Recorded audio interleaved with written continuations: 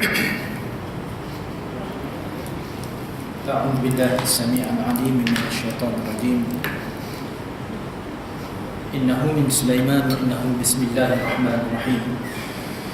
الحمد لله رب العالمين، نحمده ونستعينه ونستغفره ونعوذ بالله من شرور أنفسنا ومن سيئات أعمالنا.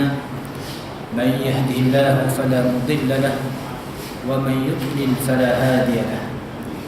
أشهد أن لا إله إلا الله وحده لا شريك له وأشهد أن محمدا عبده ورسوله. اللهم صل على سيدنا محمد عبدك ورسولك النبي الأمي وعلى آله وأصحابه الكرام أجمعين. أما بعد. السلام عليكم ورحمة الله وبركاته. Alhamdulillah, tuan-tuan dan puan-puan yang dirahmati Allah sekalian, yang pertama-tama sekali, alhamdulillah, bersyukur kita kepada Allah Subhanahu wa taala pada hari ini dapat sekali lagi kita diketemukan dalam keadaan kita nak mencari keridaan Allah Subhanahu wa taala. Tiada daya dan tiada kuasa melainkan daya dan kuasa yang Allah Taala berikan kepada kita, barulah kita mampu melakukan segala ketaatan, segala suruhan, segala perintah yang diperintahkan kepada kita semua. Jadi dengan itu, tuan-tuan dan puan-puan sekalian, bila mana kita dapat melakukan kebaikan, ketaatan kepada Allah, yang pertama sekali hadirkan dalam diri kita iaitu perasaan syukur dan terima kasih kepada Allah di atas nikmat kekuatan yang kita dapat pada hari ini, yang dalam kita melakukan kebaikan. Dan insya-Allah kita mudah-mudahan minta kepada Allah kekuatan ini berterusan, berlarutan sehinggalah ke akhir hayat kita, meninggalkan muka bumi Allah Subhanahu wa taala ini mudah-mudahan, Jadi insya-Allah tuan-tuan dan puan-puan sekalian, pada hari ini kita akan menyambung kuliah pengajian kita daripada kitab Hidayatus Salikin. Dan alhamdulillah pada hari ini kita akan membincangkan bab yang kelima.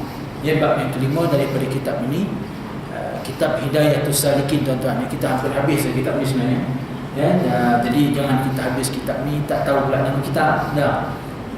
Habis dah Ustaz Azim ajar, habis dah. Apa nama kitab tak tahu. Sudah. Yang keduanya nama pengarang. Nama kitab Hidayatus Salikin, nama pengarang dia Syekh Abdul Samad Al-Falanbani. Ini di antara kitab yang disarankan oleh pihak AJS untuk diajarkan di masjid-masjid. Dan kitab ini pendedahannya, pendekatan dia lebih kepada ilmu tasawuf peringkat mubtadi, peringkat permulaan. Tuan-tuan dan puan-puan sekalian. Jadi pada hari ini kita membincangkan yang kelima, bab yang kelima daripada kitab ini, pada membincangkan fi ta'atil batinah, dalam membincangkan ketaatan yang batin. Bab yang keempat yang telah kita baca beberapa slot ataupun beberapa sesi ceramah, baru kita habis bab yang keempat, iaitu tentang fijtinabil ma'asil batinah, iaitu tentang menjauhi maksiat-maksiat yang batin. Jadi pada hari ini kita masuk bab yang kelima, iaitu fi ta'atil batinah, dalam memperkatakan ketaatan yang batin, iaitu perkara-perkara berbentuk ibadah yang dikatakan, yang dikerjakan oleh hati itu sendiri. Jadi tuan-tuan dan puan-puan sekalian, bila mana kita berbincang tentang fi ta'atil batinah, ketaatan yang batin, ibadah yang dilakukan oleh hati. Kalau kita lihat tuan-tuan dan puan-puan sekalian, semua kebanyakan kitab tasawuf, contohnya Al-Arba'in fi Usuluddin, dikarang oleh Imam Al-Ghazali, ataupun kitab Bidayatul Hidayah, ataupun kitab Minhajul Abidin, ataupun kitab Ihya Ulumuddin. Kebanyakan bila mana memperkatakan tentang fi ta'atil batinah, ketaatan yang batin itu, dia memperkatakan tentang sifat yang terpuji bagi hati. Tuan-tuan dan puan-puan sekalian. Jadi sifat yang terpuji bagi hati ini secara makrufnya yang kita faham dinamakan sebagai sifat mahmudah. Cuma tuan-tuan dan puan-puan sekalian, bila mana kita peringkat awal ini kita nak memperkatakan sifat mahmudah, jangan timbul dalam benak akal kita, alamak ini budak-budak darjah 6 punya pelajaran. Apa yang kita kena muhasabah pada hari ini tuan-tuan, bukannya ialah pertama sekali yang kita nak tahu, iaitu ulang kaji, ulang pengajaran yang kita boleh dapat pada hari ini, kita ulang balik apa yang kita tahu tentang mahmudah. Yang kedua tuan-tuan, kita muhasabah. Kita muhasabah dari kita sejauh mana kita dapat mengamalkan. Sebab tuan-tuan dan puan-puan sekalian, kalau kita lihat perkara yang dikatakan fardu ain dalam ilmu tasawuf, iaitu kita kena tahu bagaimana nak menjaga pahala amalan fardu kita daripada terbatal. Ilmu tasawuf salah satu daripada ilmu fardu ain juga. Di mana tuan-tuan dan puan-puan sekalian maklum, pertama ilmu tauhid ada kadar limit yang kita kena tahu. Yang kedua, ilmu fiqh juga ada kadar limit yang kita kena tahu. Yang ketiga, ilmu tasawuf. Ilmu tasawuf iaitu yang paling tidak kita kena tahu, iaitu apakah perkara yang membatalkan pahala amalan fardu kita, membatalkan pahala sembahyang kita, membatalkan pahala puasa kita, membatalkan pahala zakat kita, membatalkan pahala apa lagi? Haji kita. Ini semua perkara yang dikatakan fardu, yang kita kena tahu apakah benda-benda yang membatalkan pahala amalan-amalan tersebut. Jadi bila kita cerita membatalkan pahala amalan fardu tadi tuan-tuan, dia merujuk kepada sifat mazmumah, sifat yang tercela. Dan untuk menjaga, memelihara pahala amalan fardu, kita kena tahu apakah dia sifat yang mahmudah, yang terpuji. Cerita mahmudah, cerita mazmumah, kebanyakan tuan-tuan kita tahu, disebutkan dalam kebanyakan kitab ada 10 sifat. Tapi hakikatnya sifat ini bukan 10 saja, bahkan lebih daripada itu. Tetapi yang wajib kita kena ketahui untuk meletakkan ataupun menyampaikan qadar paling tidak yang kita kena tahu dalam ilmu tasawuf yang dikatakan fardu ain, iaitu 10 sifat mahmudah dan 10 sifat mazmumah. Tuan-tuan dan puan-puan, bukan sekadar kita hafal, kita tahu pengertian, tapi yang penting sekali lagi, iaitu satu step yang lain, sejauh mana kita dapat mengamalkan. Tuan-tuan dan puan-puan. Baik, dikatakan dalam bab yang kelima, ketahui olehmu hai saudara kami yang menuntut akan negeri akhirat, bahawa muradu, yakni yang dikehendaki dengan taat yang batin itu, iaitu segala perangai yang kebajikan dan sifat-sifat yang kepujian. Ini pertama sekali yang dikatakan sifat terpuji, yang dikatakan perkara yang dikehendaki dengan ketaatan batin itu, iaitu segala sifat terpuji, dan juga segala sifat-sifat berbentuk kebajikan, kebaikan. Jadi itu yang pertama sekali yang dikatakan, yang disandarkan, katakan ketaatan yang batin disandarkan kepada kebaikan yang berbentuk hati itu sendiri. Jadi macam saya katakan tadi, berapa banyak, tapi yang wajib kita kena tahu ada 10. Kemudian dikatakan lagi, dan muradu yang dikatakan dengan maksiat yang batin itu, iaitu segala perangai yang kejahatan dan sifat yang kecelaan. Itu perkara yang dikatakan mazmumah, yang tercela, yang membatalkan pahala amalan fardu kita, yang kita katakan tadi.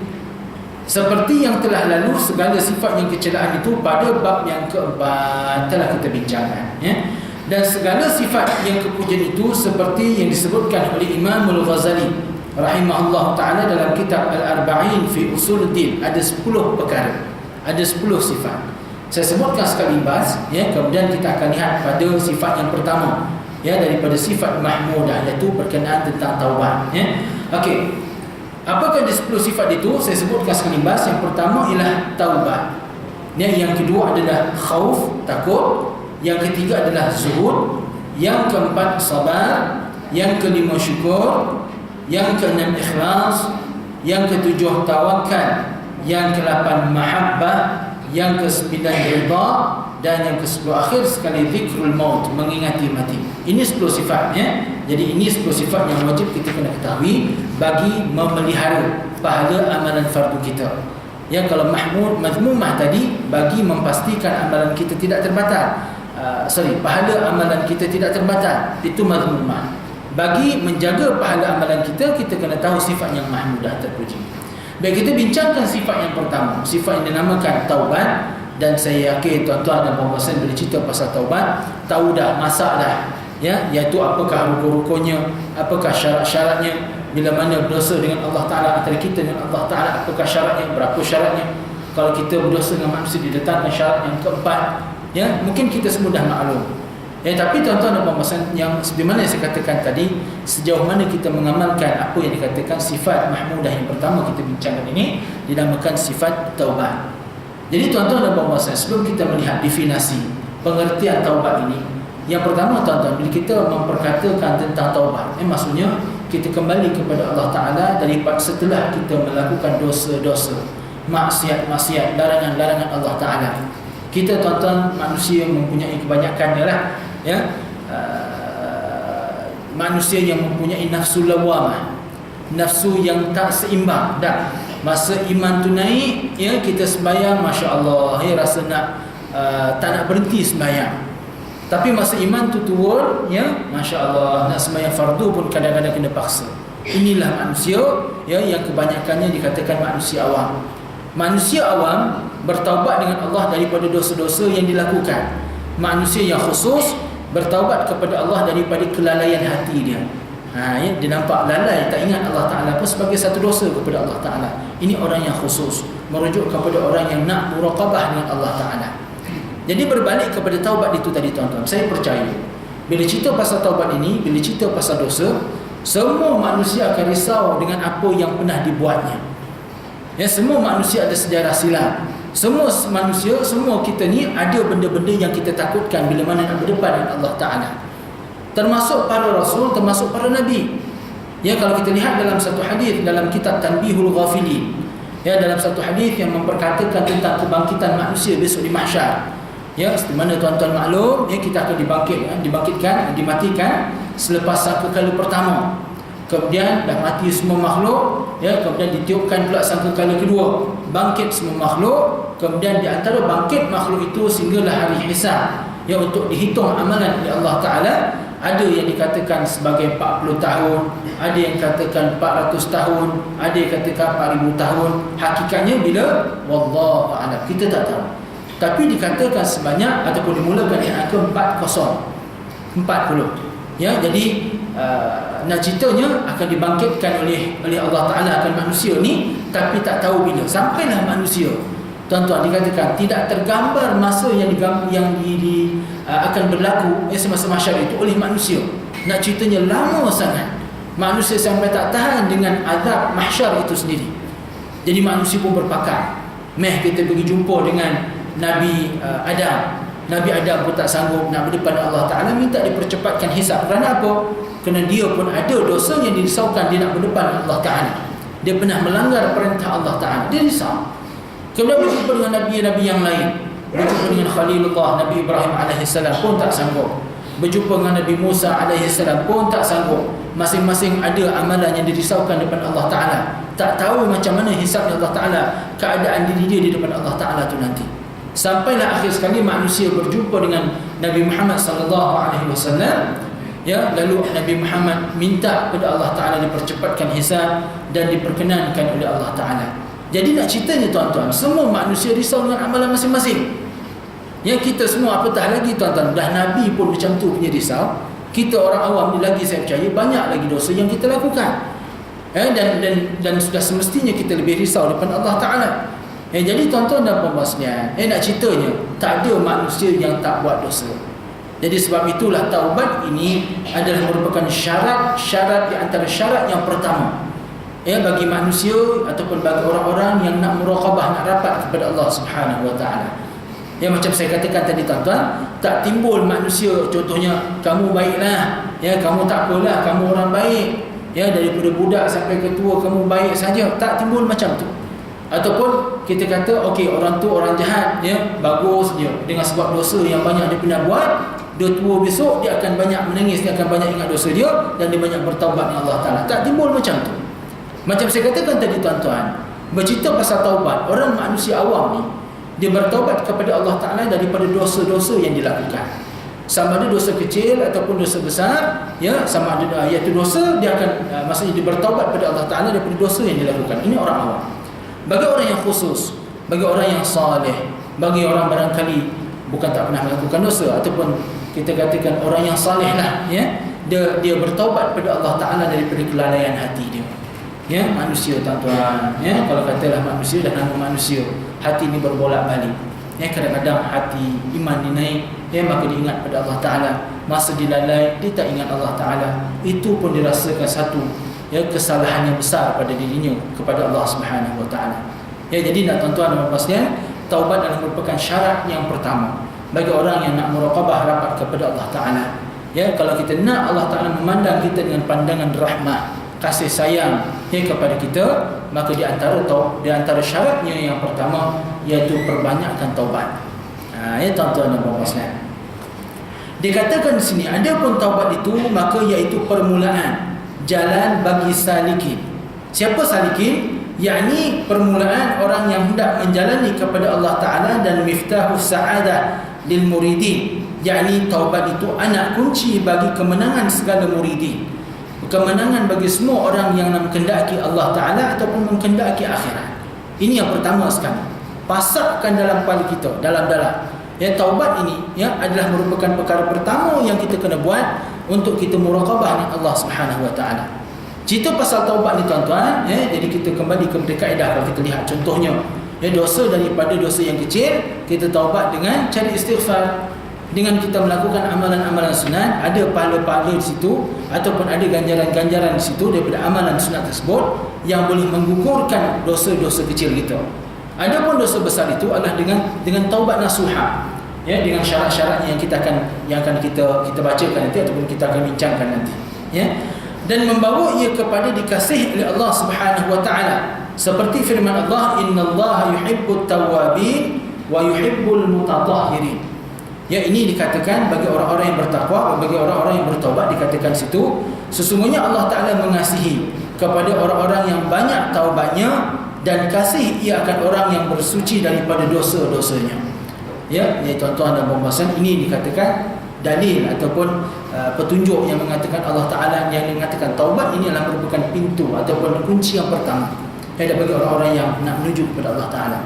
Dan sabda Nabi sallallahu alaihi wasallam yang kedua, hadisnya yang tadi itu adalah ayat Allah Taala, yang kedua adalah hadis at-taibu habibullah at-taibu minadz-dzambi kama la dzambalah.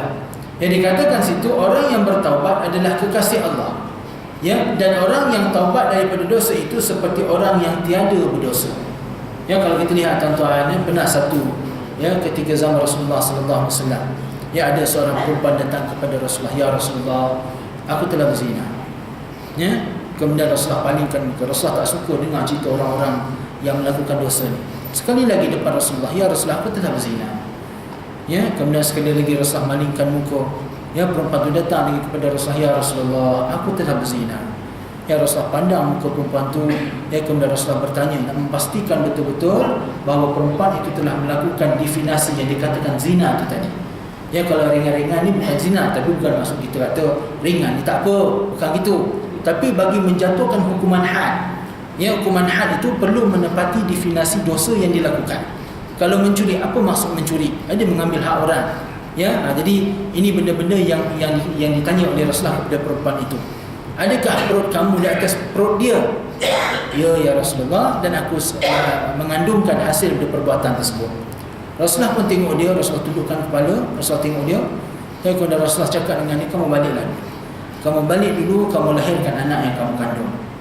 Lepas lahir dah anak, dibawa pada Rasulullah. Ya Rasulullah, ini anak yang telah yang aku lahirkan. Kemudian Rasulullah kata, tengok budak tu, ya.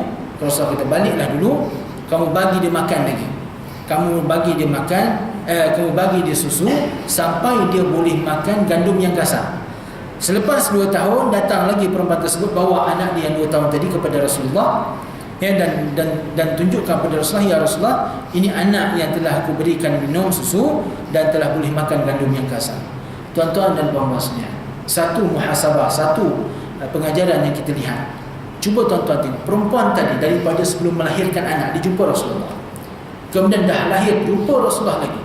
Lepas lahir, ya, balik rumah, kemudian dah besarkan anak 2 tahun. Lepas 2 tahun, balik lagi jumpa dengan Rasulullah. Tuan-tuan dan puan-puan sekalian, tahu tak apa hukuman yang di depan ketika itu? Apa hukuman yang akan dihadapi? Mati. Ya, agak-agak kita tuan-tuan, ini bukanlah tak pernah terjadi pada kita lah, tapi nak cerita ni, kalau kita duduk kedudukan di situ, kita tahu kita dihukum mati. Kali pertama semangat ni, ya, nak taubat ni, okey pergi. Kali kedua dah lahir, lepas 9 bulan dah gagal, dah pergi dah. Takut pula.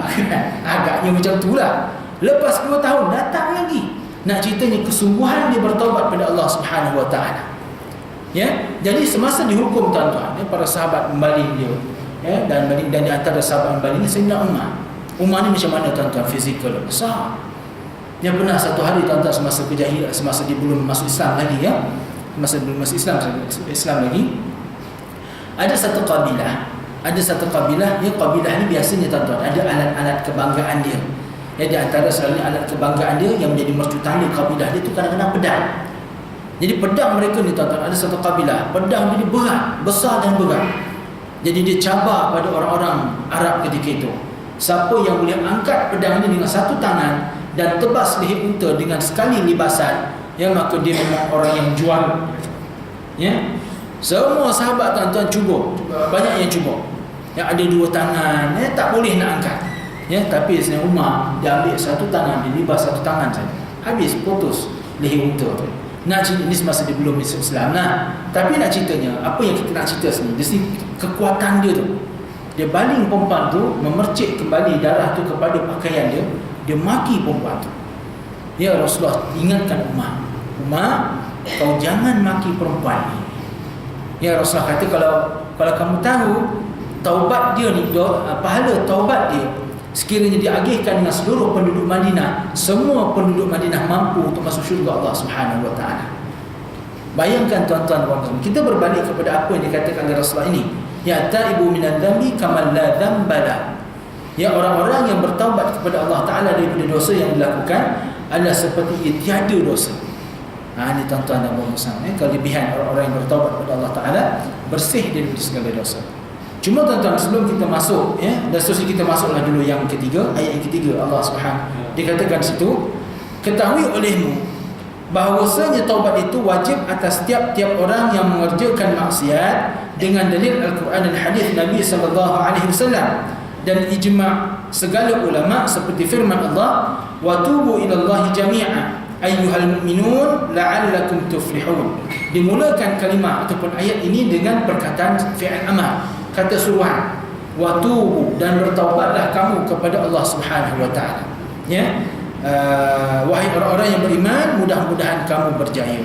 Jadi tuan-tuan dan puan-puan, sebelum saya nak teruskan lagi kepada syarat taubat dan sebagainya, kalau kita lihat dalam kehidupan kita sebenarnya tuan-tuan dan puan-puan sekalian, Rasulullah sallallahu alaihi wasallam telah ajarkan kepada kita satu solat. Kalau tuan-tuan perasan, satu solat yang dilakukan khusus kepada orang yang kembali kepada Allah. Apa dia? Disebutkan dalam hadisnya, iaitu nama solat itu, dan solat itu memang maksud sabit dengan hadis Rasulullah dari segi namanya dan perbuatan solat itu sendiri. Maksud saya, solat-solat sunat ni ada terbagi kepada 2. Satu, solat sunat yang dinamakan solat tersebut oleh para ulama mutaakhirin. Ya, para ulama akhir-akhir zaman ni memberikan nama solat tersebut atas konsep yang Rasulullah ajarkan pada para sahabat. Tapi Rasulullah tak namakan solat tersebut. Contohnya solat hajat. Contohnya solat hajat. Jadi pernah ada seorang lelaki buta datang jumpa dengan Rasulullah, ya Rasulullah, aku nak celik lah, aku nak tengok, aku nak nampak. Ini buta. Rasulullah tanya dengan dia, kenapa kamu nak celik, kenapa kamu nak nampak, kamu nak terima ke apa yang Allah Ta'ala telah tentukan pada kamu? Dia kata Rasulullah pada dia kata, tidak ya Rasulullah, aku teringin sangat tengok muka kau. Dia cerita. Jadi bila macam tu hajatnya, Rasulullah pun ajarkan pada dia, kamu buat salat sunat 2 rakaat bersempena dengan hajat yang kamu maksudkan, kamu minta kepada Allah Ta'ala. Jadi konsepnya diajarkan oleh Rasulullah, tapi Rasulullah tak namakan salat hajat. Nampak tak? Jadi para ulama mutaakhirin ini yang memberikan nama salat yang dikerjakan sempena hajat yang nak diminta kepada Allah Ta'ala dinamakan salat sunat hajat. Jadi Rasulullah tak namakan secara langsung. Tapi solat yang saya sebut ni tuan-tuan, solat tentang orang yang kembali kepada Allah Ta'ala daripada melakukan dosa, disebut dengan Rasulullah secara khusus. Dibuat di antara maghrib dan isyak, pada awal malam maksudnya. Pada awal malam selepas maghrib, sembahyang maghrib, sebelum sembahyang isyak, dibuat pada ketika itu. Solat apa? Awwabin. Solat sunat awwabin. Rasulullah ada sebut, Rasulullah ajarkan pada sahabat, Man salla bainal maghribi wal isya'i fa innaha min salatil awwabin. Barang siapa yang sembahyang di antara maghrib dan isyak, maka adalah ianya iaitu solat itu dinamakan solat sunat awwabin. Tengok Rasulullah namakan awwabin. Bila kita rujuk nama kita dalam kitab, apa makna awwabin? Awabin bermaksud orang yang nak bertaubat ataupun orang yang nak kembali kepada Allah selepas daripada waktu siang dia melakukan dosa, berta'amul, berhubung dengan manusia, mungkin ada kesalahan yang kita buat sama ada sedar ataupun tidak, kemudian pada awal malam selepas masuk matahari, terbenam matahari, maka kita disarankan buat solat untuk bertaubat kepada Allah Ta'ala daripada dosa yang kita lakukan bersama dengan manusia ataupun pada Allah Ta'ala, sama ada kita sedar ataupun tidak. Dinamakan awwabin. Itu yang saya maksudkan tadi.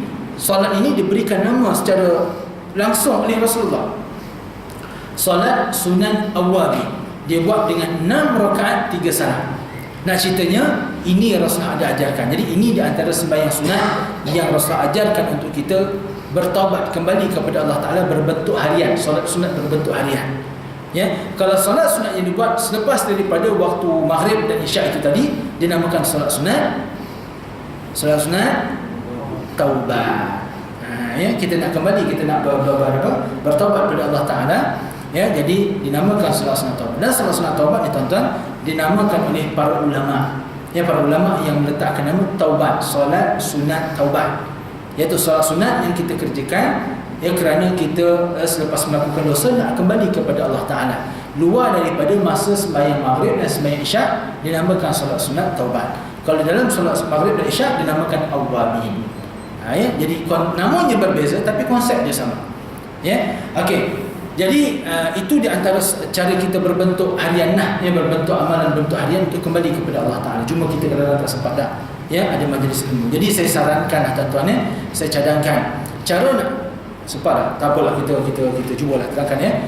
Cara kita nak buat solat sunat awwabin dalam masa sama kita ada kuliah dah. Macam mana kita nak buat Ustaz? Ya, selepas maghrib kita ada kuliah. Jadi mana kita nak buat dulu? Ya, elok kita kuliah dulu. Tapi alangkah baiknya kalau kita dapat buat juga awwabin.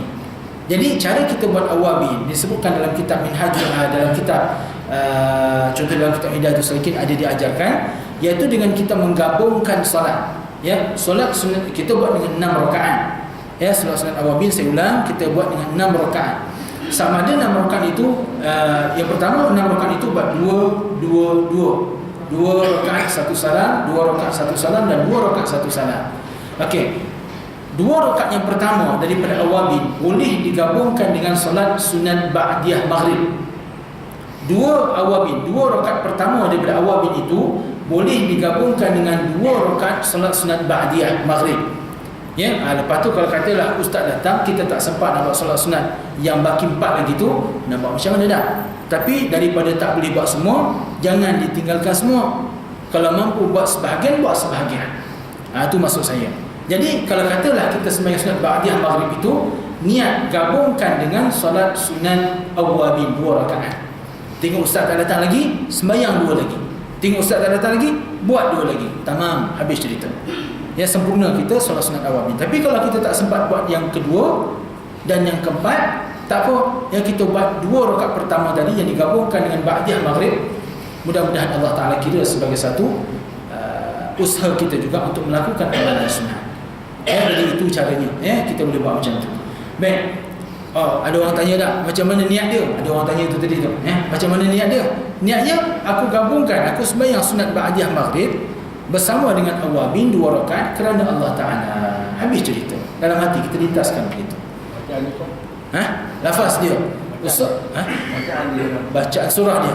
Sama-sama. Baca Al-Kafirun rakaat pertama, baca Al-Ikhlas rakaat kedua.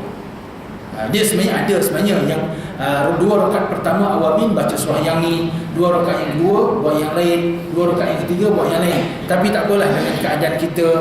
Tapi dia panjang-panjang.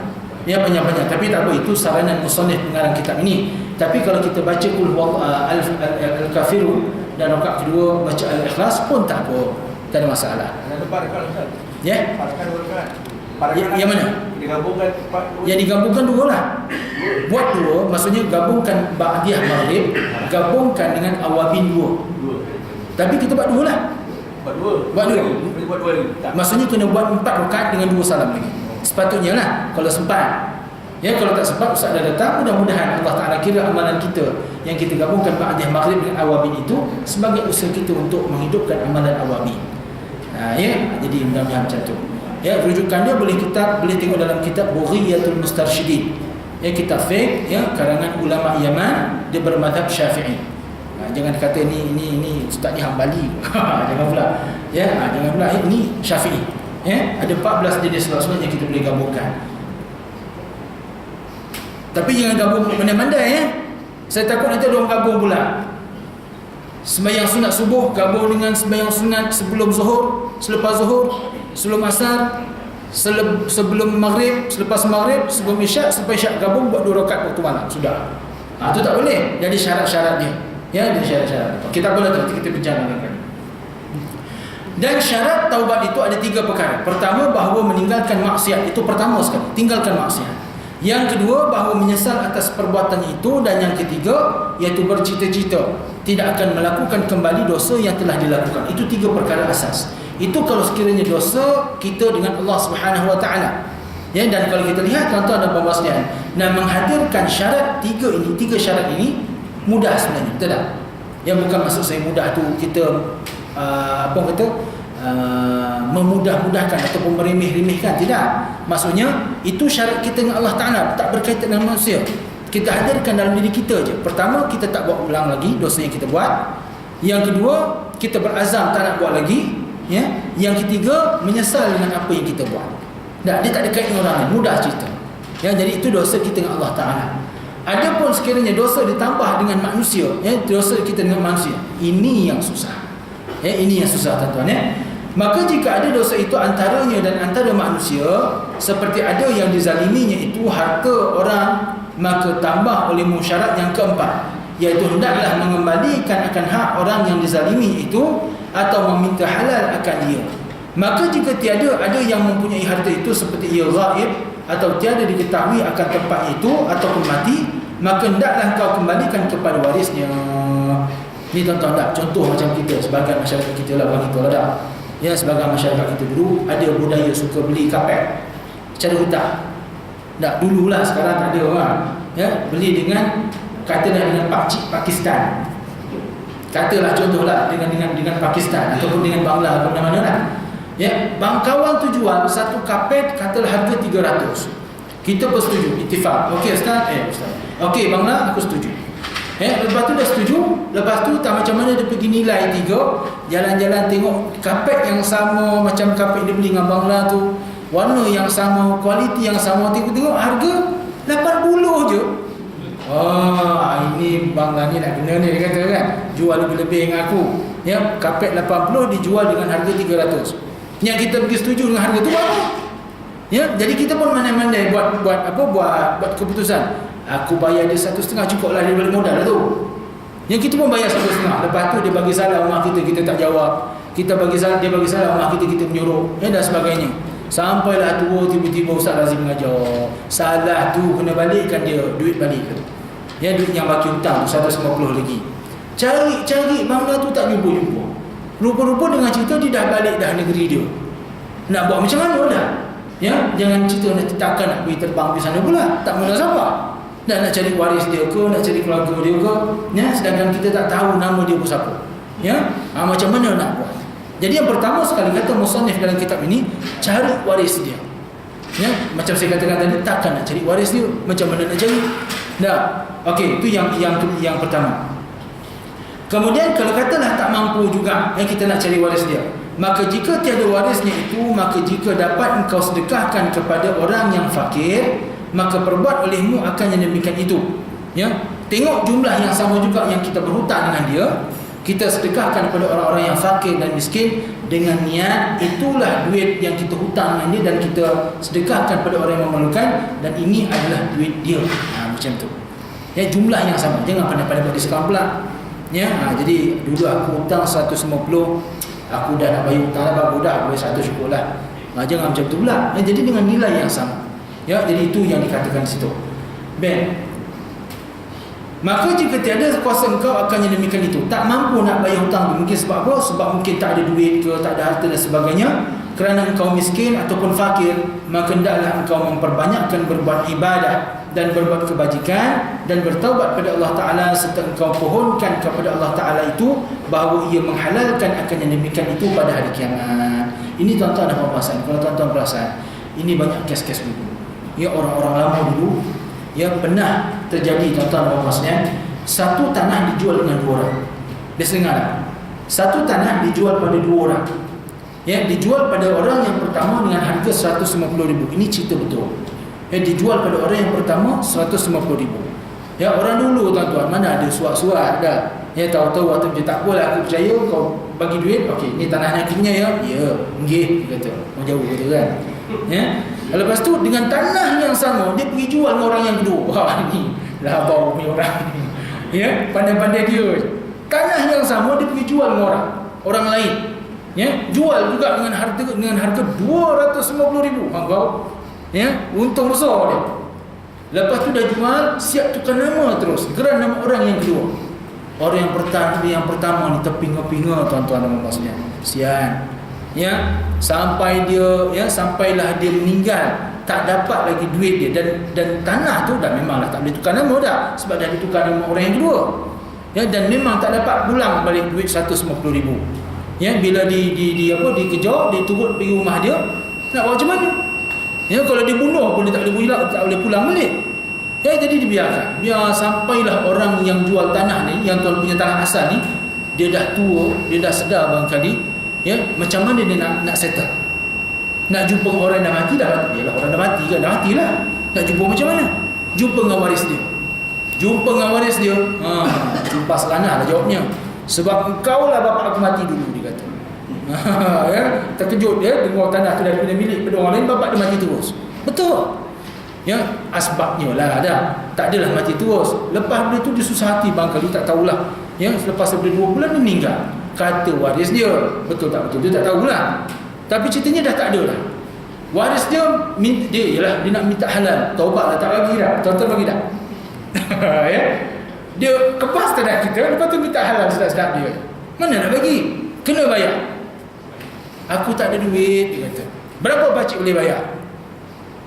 Lasas itifak perjanjian sebulan bayar RM100. Bila nak habis? Hutang RM150,000, sebulan RM100. Mana nak habis? Sampai dia mati tuan-tuan, dia dapat bayar lebih kurang dalam RM3,000 lebih je.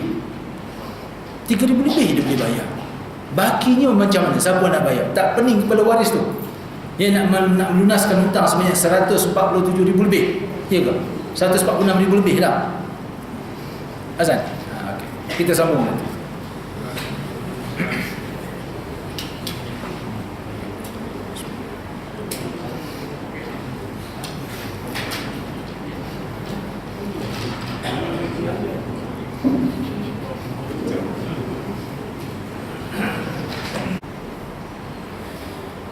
Jadi insyaAllah tuan-tuan, kita sambung sikit lagi ya, berkenaan tentang cerita tadi. Kita habiskan sikit lah ya. Jadi berbalik kepada cerita orang tua tadi tuan-tuan, siapa yang kena bayar hutang? Waris dia.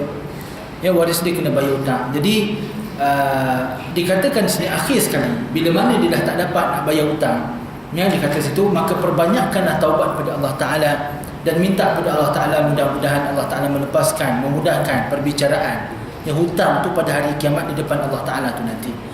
Jadi nak ceritanya tuan-tuan, yang akhir sekali sini bukan pelepasan sebenarnya. Yang akhir sekali, banyakkan taubat kepada Allah Ta'ala, banyakkan istighfar kepada Allah Ta'ala, itu bukan pelepasan, tapi itu jalan buntu sebenarnya. Tak ada jalan dah ya, nak minta dengan orang yang dah mati tak boleh, nak bayar hutang dah memang tak mampu, nak buat macam mana? Jadi perbanyakkan taubat ya, dan minta kepada Allah Ta'ala, mudah-mudahan mudah urusan di akhirat esok. Itulah jalan akhir ya. Okey, itu kalau dosa dengan manusia, itu yang susah tu ya. Okey, diberikan satu situasi yang lain di sini.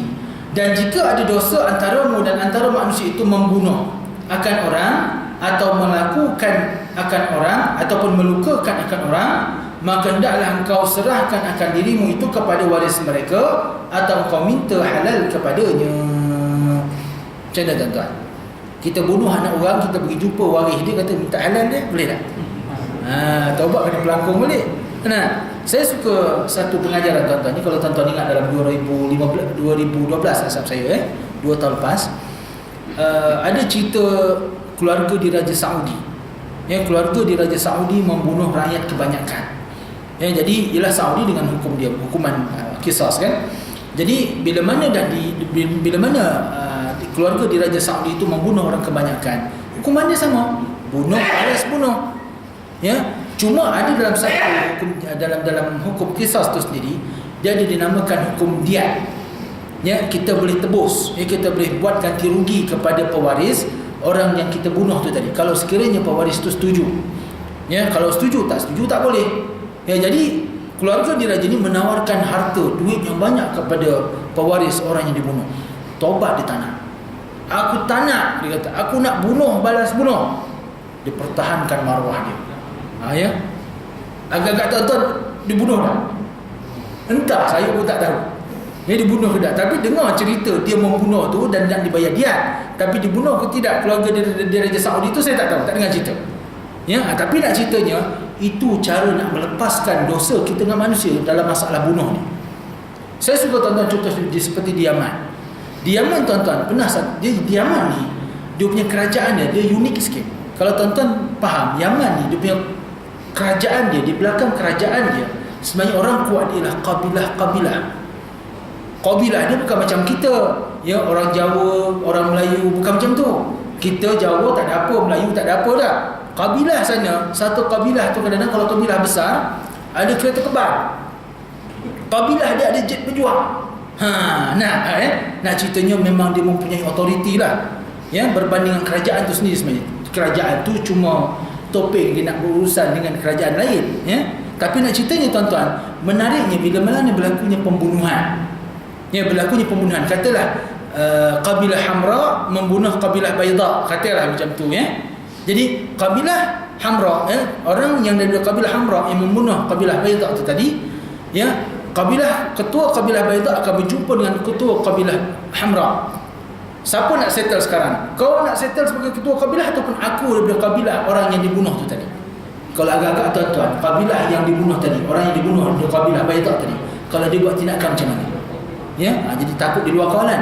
Selalunya ketua kabilah itu sendiri yang buat tindakan kepada anak buahnya yang membunuh tu tadi. Jadi nak ceritanya tuan-tuan, walaupun kalau kita tengok tuan-tuan di Yaman sendiri, tuan-tuan bayangkan, saya musafir, saya travel daripada Sana'a ke Hadramaut 12 jam naik bas. Dalam bas tu saya nampak lelaki yang bawa AK-47 bukan pistol, machine gun tu yang Rusia bawa tu, ya. Dia bawa AK-47, lebih kurang ada 5 orang ke 6 orang. AK-47 sama yang macam tentera bawa. Ya. Tapi yang pelik tuan-tuan, tak berlaku dia tembak suka-suka hati dia, tak ada. Itu yang pelik. Tapi kita cuak jugalah kan, bila pemeriksaan tentera tu tengok ada lelaki bawa AK-47, tenteranya pun AK-47 juga. Ya, takut juga cuak lah. Tapi tak ada apalah. Tapi nak ceritanya boleh berlaku bila masa kalau dia nak bunuh. Tapi tak berlaku mudah-mudah pembunuhan tersebut. Kenapa? Adanya hukum qisas tadi. Takut orang nak buat, cuak orang nak buat. Ya, jadi kalau katalah kita berdosa dengan orang, membunuh tu tadi, jumpa waris dia. Itu cara dia. Jumpa waris dia, minta halal ataupun minta buat diat, ganti tebus. Ya, kalau tak setuju, bunuh. Buat macam mana? Itu dari segi hukum tu sendiri. Ya. Okey. Kemudian dikatakan lagi, maka jika tiada kuasa engkau akan yang demikian itu, maksudnya tak boleh nak berjumpa dengan waris dia seperti ketiadaan warisnya, maka hendaklah engkau bertaubat pada Allah Ta'ala bahawa ia menghalalkan akan demikian itu pada hari kiamat. Ya, ini nak cerita macam saya kata tadi lah, tak ada jalan lain dah, buntu dah, waris tak ada, apa tak ada kan. Jadi apa kita boleh buat? Berserah pada Allah, berserah pada hukuman Allah Subhanahu Wa Ta'ala. Jadi sebab tu tuan-tuan dan puan-puan sekalian, sebenarnya kita kena sedar. Ya, sebenarnya apa yang dikatakan syariat Islam, yang dikatakan hudud, dia bukan semata-mata untuk dunia sebenarnya. Dia satu jalan untuk kita melepaskan diri di akhirat dari hukuman Allah sebenarnya. Mungkin dari segi hukuman dunia kita nampak hukuman itu bila di mana dijalankan di dunia, kita nampak macam sengsara dan sebagainya. Tidak. Sebenarnya pelepasan kepada orang yang menerima hukuman itu bila mana dah membuat jenayah dan hukuman itu disetimpal ataupun sama yang dikehendaki dalam syariat, maka secara automatiknya ya, dia lepas hukuman Allah Ta'ala di akhirat. Tapi selagi dia tak lepas hukuman di dunia, dia berdepan dengan hukuman Allah Subhanahu Wa Ta'ala. Dia macam tu sebenarnya. Ya, okey. Dan jika ada dosamu itu mengumpat akan orang yang memaki akan orang, maka hendaklah engkau minta halal kepadanya serta engkau dustakan akan dirimu. Kalau kita ada mengumpat, kalau kita ada fitnah orang, kita buat statement pada orang dengan statement yang salah, kita kena ijtihad diri kita ni salah dan kita bersihkan nama orang yang kita fitnah tadi. Jadi itu cara dia. Okey, itu situasi yang cerita pasal cerita pasal pembunuh dan mengumpat tadi. Situasi yang seterusnya, ini yang menarik tuan-tuan, ya. Dan jika ada dosanya itu khianat kepada isteri orang, ya, ataupun kepada anak orang, maka iaitu amat susah. Ya, kalau contohnya laki ni berpoyo-poyo, saya ambil contoh lah, ya, berpoyo-poyo dengan anak dara orang, ada peluang lagi lah dia nak kahwin dah. Ini dia pergi berpoyo dengan bini orang. Cek pasal kok mana dia kona pun memang tak boleh jadi bini. Tak, sebab memang dia memang masih isteri orang lain. Tapi lelaki macam ni memang lelaki cak pasal. Ya. Jadi apa nak buat? Apa yang perlu dibuat kalau kata dia nak bertaubat dengan Allah Ta'ala, nak bertaubat dengan daripada dosanya itu, apa perkara dia kena buat? Yang pertama sekali, sepatutnya dia kena jumpa kepada suami perempuan yang berzina tu tadi. Ya. Maksudnya dengan kata lain, contohnya, Man, aku minta maaf ya, aku dah berzina dengan isteri kau. Agak-agak tuan-tuan lelaki tu macam mana? Adik boleh cakap, tak apa, okey lah, tak ada hal, settle. Boleh cakap macam tu kan? Itu lelaki tak normal. Lelaki tak betul lah tu. Jadi sebab itulah kata ulama, kata musannif dalam kitab ini perkara yang amat susah. Macam mana kita nak selesaikan? Kita dah menodai keturunan orang. Kita dah menodai keturunan lelaki itu tadi dengan kita berzina dengan isterinya. Bukan kita lah, orang lain lah. Dengan orang tu berzina dengan isterinya. Jadi dengan kata lain, orang tu dah membuat dosa kepada lelaki itu tadi kerana telah menodai keturunan dia. Jadi dia mesti kena minta maaf. Tapi kalau minta maaf, dia khawatiri terjadinya satu lagi dosa yang besar, pembunuhan. Macam mana kita nak buat?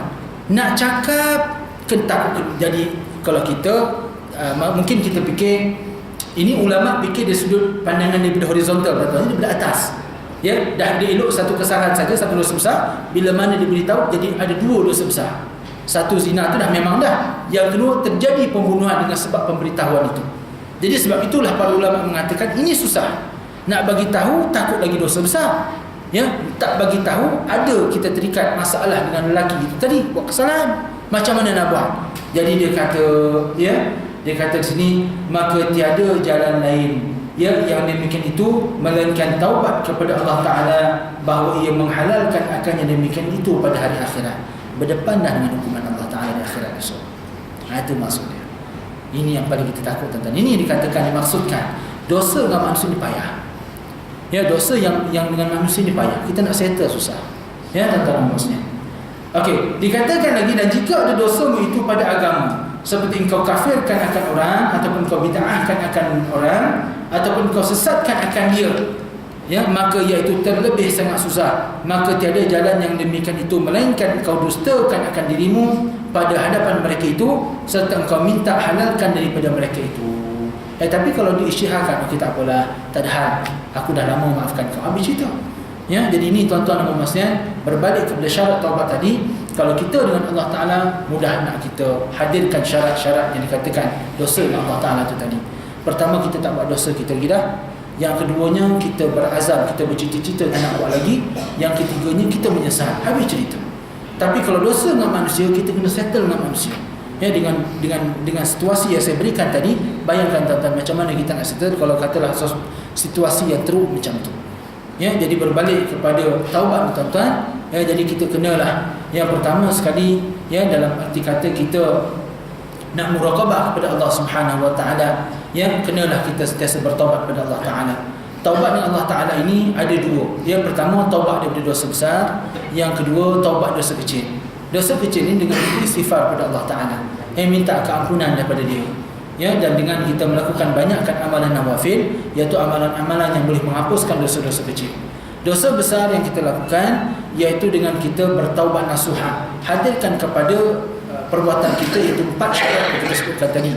Kalau sekiranya dosa dengan manusia, dosa dengan Allah Ta'ala 3 syarat tadi. Untuk akhir sekali tuan-tuan, macam saya katakan tadi, kita masing-masing ada peristiwa hitam. Tak banyak pun, sedikit lah bangkal lidah. Dulu kecil-kecil pernah dajal orang contoh lah kan, kat sekolah kan. Saya teringat tapi bukan saya buat saya teringat sampai sekarang. Saya bukan cerita saya buat, nak ceritanya dosa lah kan, nak cerita dosa. Saya dulu, bukan saya buat, sekali lagi saya ulang, bukan saya buat.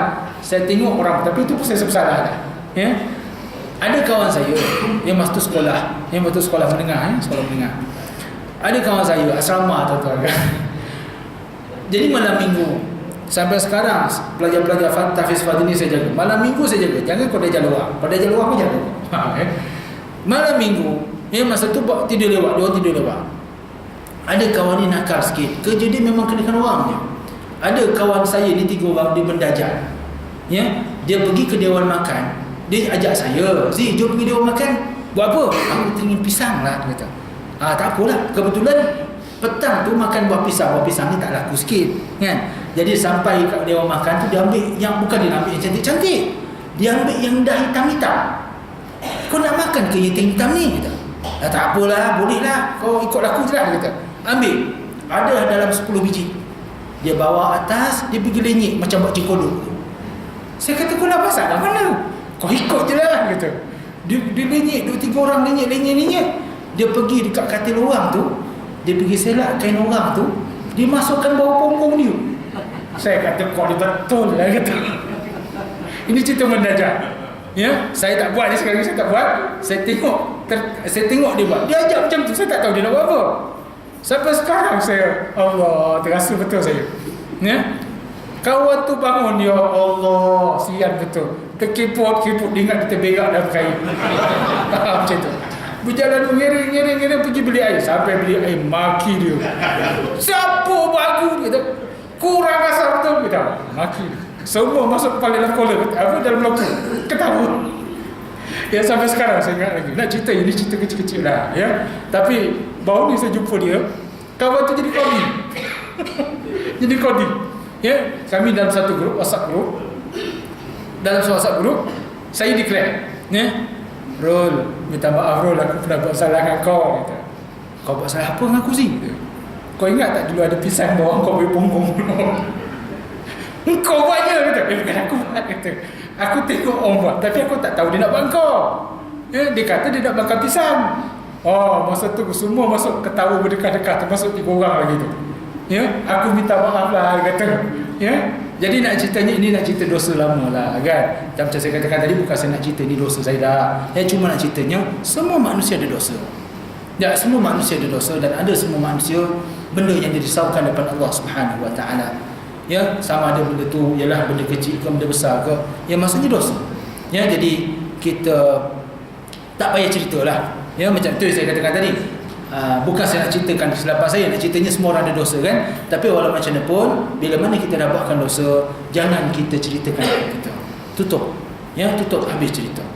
Ya, jadi tuan-tuan dan puan-puan sekalian, mudah-mudahan kita ambil pengajaran.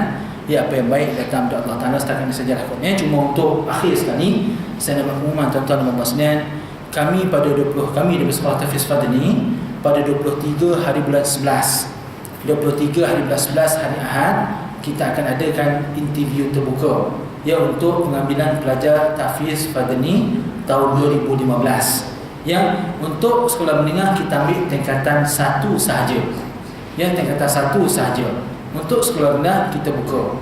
Ya, kita buka, dan maksudnya kita tak ada ketat sangat dari segi syarat pengambilan, ya. Okey, itu yang pertama. Yang kedua, pada 24 hari bulan 11, keesokan harinya, kami adakan program cuti sekolah, ya, bersama Sekolah Tahfiz Fadani, iaitu kita jemput pelajar-pelajar luar daripada sekolah kebangsaan, daripada sekolah menengah untuk bersama dengan kami, ya, dan pengisian program yang kami buat adalah tahfiz Al-Quran dan Fardhu Ain. Ya, jadi kami jemput pelajar-pelajar luar, ya, pada 24 hari bulan 11 pada hari Isnin kita mula, sehinggalah 4 minggu selepas itu berakhir pada 18 dan 12. Jadi kalau tuan-tuan dan puan-puan perasan, anak-anak kita yang dari sekolah biasa ni, yang cuti berapa lama tuan-tuan? 7 minggu. Satu masa yang lama tuan-tuan dan puan-puan. Jadi kalau kita tak isi program mereka, buang masa, macam-macam boleh terjadi. Dulu kita jahat-jahat kita, ya, cuti-cuti kita pergi mana? Saya lah pergi mancing. Ya, dari dulu kampung apa-apa banyak kelang dah. Ya, pergi mancing, ya, kemudian buat apa lagi? Ya, main masak-masak dulu lah, kan. Ini kita dulu. Budak sekarang apa dia buat, tuan-tuan? Takut saya tengok. Apa dia buat? Pergi sisi. Nah, nampak macam mudah je dah. Nampak tak ada apa benda je, baik je, anak duduk bilik, tak buat apa, tak keluar rumah, bagus je. Kita tahu dia buat apa? Ya, sisi tuan-tuan ni, maksudnya kalau kita ada surfing ni, kita ada wifi. Allah Akbar, takut sekarang. Ya, budak-budak umur 10 tahun, 11 tahun, kalau tuan-tuan tengok dalam 2-3 hari ni dalam Facebook, ya, bahana mak bapak berikan handphone, smartphone kepada anak berusia tingkatan 2, 14 tahun perempuan. Dah bercerita dengan teman lelaki dia macam mana malam pertama. Ya, tuan-tuan dan puan-puan, budak sekolah. Dia dah menghayalkan, dah mengimajinasikan. Bayangkan tuan-tuan kalau berjumpa macam mana. Ya, ini tuan-tuan pemirsa, kita takut kita tak isi program anak kita, macam-macam boleh jadi. Jadi sebab itulah kami alu-alukan kedatangan daripada anak tuan-tuan dan puan-puan pada 24 hari bulan 11 pada hari Isnin sampailah 4 minggu selepas itu, dan pengisiannya tahfiz Al-Quran dan fardu ain. Jadi untuk lelaki menengah dan perempuan menengah kita disediakan asrama tapi tempat terhad. Yang sekolah rendah tidak terhad tapi kita yang sekolah rendah konsep 20 bulan. Sekolah rendah tak boleh di asrama. Jadi sekolah rendah lelaki dan perempuan di Kampung Lembah Jaya. Kemudian lelaki menengah di Sungai Lui Batu 23 asrama. Kalau tuan-tuan tak nak asrama pun tak apa, nak hantar bulan kalau larat pun tak apa. Kalau larat lah. Kemudian yang perempuan menengah di Lembah Jaya. Jadi tuan-tuan dan puan-puan, barang siapa yang berminat boleh berhubung dengan pejabat dengan pejabat di Masjid Lembah Jaya Al-Aman di situ. Jadi bolehlah buat urusan untuk pendaftaran anak dan sebagainya. Jadi tempat terhad, siapa dulu dia punya. Siapa dulu dia dapat. Siapa dulu dia dapat. Itu yang asrama lah. Untuk soalan tak masalah. Jadi setakat itu saja dahulu. Jadi insya-Allah tuan-tuan dan puan-puan semuanya berjalan dengan baik dan lancar, insya-Allah. Mudah-mudahan doakan kami. Jadi apa yang baik datang dari Allah Taala, yang tak baik dari saya sendiri. Sebelum itu tuan-tuan, sebelum itu untuk sekolah menengah, tuan-tuan, saya terangkan sedikit latar belakang. Untuk sekolah menengah kami, untuk kemasukan tahun 2015, sekolah kami, untuk contohnya di sekolah rendah, UPSR tak ada, PMR tak ada, kita terus SPM. UPSR tak ada, PMR tak ada, dan kita terus SPM. Jadi insya-Allah tahun depan SPM kita, pelajar kita yang pertama. Kita tahun depan adalah tahun yang kelima. Jadi esok tahun depan adalah SPM untuk pelajar generasi pertama dulu. Jadi ada beberapa pelajar yang akan mengikuti peperiksaan. Jadi nak ceritanya kita ada akademik integrasi, tahfiz integrasi. Cuma kita tak ambil PMR, kenapa? Kita tak nak pelajar kita konflik. Maksudnya apa kata, bertembung. Maksudnya dari segi keutamaan mana yang dia nak utamakan, tahfiz dulu ke ataupun akademik dahulu. Kalau kita adakan periksa PSR, dia kena ada latih to be juga. Jadi memang saya sendiri sebelum saya dan memang ini pengalaman kami daripada dulu tuan-tuan, saya mengajar dalam 17 tahun dengan sekolah tahfiz ini, dan 5 tahun pengalaman dengan sekolah saya sendiri. Nah, ceritanya tuan-tuan, dulu ada satu masa saya pergi ke sekolah tahfiz Sains Tanah Merah, iaitu sekolah grade A Kelantan. Jadi pelajar yang tak ada 5 tak boleh masuk, pada 1B pun susah. Jadi nak ceritanya tuan-tuan, kawan yang mengilir program Al-Quran itu sahabat saya. Akhir sekali tuan-tuan, bila dia dah terang sistem Al-Quran, cantik lah SPM cemerlang, Al-Quran habis 30 juzuk. Habis itu program tu, dia tutup majlis, saya jumpa dengan dia, Syekh Fendi, Fendi nama dia. Entah juga cakap anak tu, habis Quran ni, pelajar ni boleh baca? Tak boleh, sah. Tak boleh baca. Sebab dia konflik. SPM kena latih to be. Jadi apa yang kita buat di tahfiz fadl ni, sebab itu peringkat awal PMR tak ada kerja, tak ada periksa. Kita terus SPM sebab pada peringkat awal dia nak menghabiskan Al-Quran. Sekarang ni dah ada lebih kurang pelajar-pelajar yang dah habis untuk tahun yang pertama. Kan, sebab kita tak ramai dari tahun pertama, lebih kurang dalam 5 orang dah habis. Dan daripada 5 orang itu, tahun depan mereka akan tumpu kepada SPM sepenuhnya. Jadi 3 perempuan, 2 lelaki. 3 perempuan, 2 lelaki. Jadi apa yang kita nak cerita sekarang ni, kita tak ada program kita tak konflik antara tahfiz dengan akademik. Kita tak akan berikan kerja rumah pada pelajar-pelajar tahfiz, sebab pada waktu selepas maghrib dan isyak dia orang membuat hafalan Quran, dan ketika itu kalau katalah dia ada kerja rumah, masa tu dia nak buat juga, jadi payah. Jadi sebab tu kita buat satu-satu. Kita buat Quran dulu, habis Quran dia akan tumpu pada SPM. Dia macam tu. Cuma dalam masa yang sama, peringkat awal akan ada juga pendedahan kepada ilmu akademik. Seperti orang tak terkejut masa dia tanya mahu tu nanti. Wallahu a'lam. Jadi kita sudah insya-Allah dengan macam tasbih kifarah dan surah Al-Asr. Subhanakallahumma wa bihamdika asyhadu an la ilaha illa anta astaghfiruka wa atubu ilaik. Bismillahirrahmanirrahim. Wal 'asri innal insana lafi khusr illa alladhina amanu wa 'amilus salihati wa